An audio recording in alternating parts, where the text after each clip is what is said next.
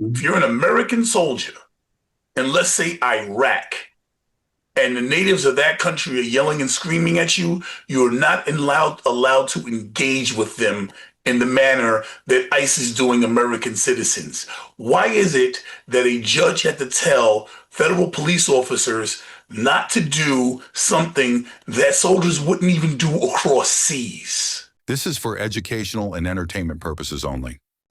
Hello, and welcome to the Think Tank, where we use critical thinking, deductive reasoning, just a pinch of common sense to draw unbiased and logical conclusions.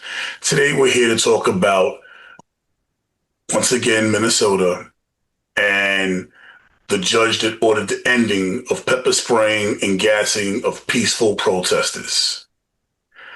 If this is content that you want to consume, if you want to hear balanced arguments from both sides, the MAGA and the resistance, this is your spot. With no further ado, I'm going to introduce my co-host, Dion. Hi, everybody. I'm Bishop Leonard Dion Powell from the MAGA Conservative Party, America First, Borderline, America Only, Community Consultant, Strategic Solutionist, and overall people person. Civic education is where it's at. Civic education is where it's at. That's where people will learn about what's going on. Uh-oh, what is happening here? All right. So Donald Trump is now underwater on ice. The attacks that they're doing with pepper spraying, tear gassing innocent protesters is something that even Americans that are cheering for immigration cannot stomach watching on a consistent basis, being that these attacks seem to be increasing, happening every day in American neighborhoods. And they're talking about attacking wine moms, which is just basically the average liberal white woman. With money. I'm not talking about like going into the hood and getting black people. I'm not talking about going into immigration areas and getting immigration. White liberal women and just going into their neighborhoods and tear gassing and pepper spraying. And a federal judge has said enough. It's illegal now. I would like to hear MAGA's perspective on why a judge had to make that order. Well, my thing is this. There are certain rules of engagement with federal law enforcement, ICE, and things of that nature. I'm guessing that the civil rights attorneys from all these organizers did what they had to do and filed their briefs and motions in the court system. Then here we are. Why do you think they were using these tactics on peaceful protesters? Why should a judge have to tell police not to attack people not doing anything, which is what because it doesn't say, let's be clear, it doesn't say you can't use tear gas or pepper spray. It says you can't use it on peaceful protesters. Why? There's no such thing. So then the judge wouldn't have to make the order if that was the case. Why would the judge didn't say they can't use it. The judge said they can't use it on peaceful protesters. Why does a judge have to tell police officers that they can't use military tactics on peaceful American citizens? Well, the word peaceful protesters is very ambiguous at this point because ICE could just be standing there and these people get in their face with their loud whistles and also all their other peaceful protesting methodologies. And ICE, in my opinion, has to defend themselves. The media is not going to show you that. However, that information is plentiful on this side of the fence. Well, hey everybody, this is your boy Leo. You know me. I've been doing commercials for 15 years, television commercials, radio ads, billboards. Now I'm trying to step it into the big leagues. I want to be an independent filmmaker. I've got the degrees, I've got the experience, and I need your help to make my first independent film, Garot. So Garot is Boys in the Hood meets Clue. So these dudes from Brooklyn is trying to buy their drugs to supply the hood. So they go to the mafia stronghold and they purchase their drugs, but one of them turns up dead. And now there's a race to find out who did it. The Godfather's going to send in his hit squad, Squadra Assassina, to take them out. if they don't figure out who did it because somebody died on his turf and he's not happy and he can't have stuff like that happening in his business. So please, if you want to show support, my Kickstarter campaign is down in the description box. If you're in, let's say, Iraq, and people are yelling in your face, you are not allowed to engage. So let's be Those clear other about it. countries are not going to tolerate this. Those other countries' militaries are not going to tolerate this or law enforcement. If The you're an disrespect will be American soldier, if you're an American soldier, and let's say Iraq, and the natives of that country are yelling and screaming at you, you're not allowed to engage with them in the manner that ICE is doing American citizens.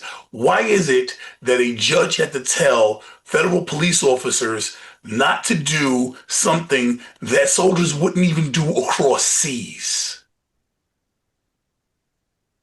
Again, like I said, the civil rights attorneys for these nice big NGOs, we call them nonprofits here in America, 501c3s, did what they had to do and put in their briefs and their motions. And obviously the judge, maybe liberal progressive, said, hey, this has got to stop. But in my opinion, observing from the information we have on this side of the fence, some of the stuff is warranted for ICE to defend itself. Okay, let's go. Let's take the leap. Let's say some of it is warranted. What about the incidents that are not? Why does a federal judge have to tell these mongrels not to attack innocent people not doing anything that warrants being attacked? Something that if they were overseas and it was being done by people that we are at war with, they wouldn't do. If we were at war with people acting like this, the soldiers wouldn't attack. Why is it that a federal judge has to step in and tell Trump's Gestapo, don't act like this isn't America? Well, like I just told you, the lawyers of all these and attorneys for all these wonderful peaceful protesters took their stuff to the court system and got the actual requirement they need, the judge's decision to protect themselves. However, in my opinion, observing for the information we have on this side of the fence, ICE has every right to defend themselves because local law enforcement being defunded and some other mayors and governors in Minnesota are not going to support them in what they're trying to do. So then why did the liberal progressives have to get together and file briefs and motions to try and stop ICE from attacking later for the people that you're saying that they were defending themselves against? I gave you credit for those. What about the other incidents where they're attacking people? What, like, I don't know, shooting an innocent woman in the face? Why is it That's that not true, but okay. what's not true? We gotta start calling it out. That's not true at all. She's not What's innocent not of true? anything. What is she guilty of? What is She's she guilty of that? obstruction. She's guilty of So, but not that's not a crime that requires lethal force. You're moving the bar here. You're like she did moving nothing. flagpole. Why what did she do that required that warranted her being fired upon, lethal force being used? Well, the argument on this side is using a vehicle as a lethal weapon, like Riggs and Murtaugh.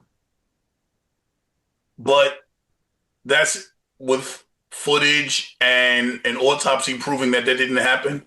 Y'all are still using that argument, even though the evidence is quite clear that this incident, the way you're describing it, did not occur. She did not attack. We're still using that argument because we've seen throughout the years how peaceful protesters behave.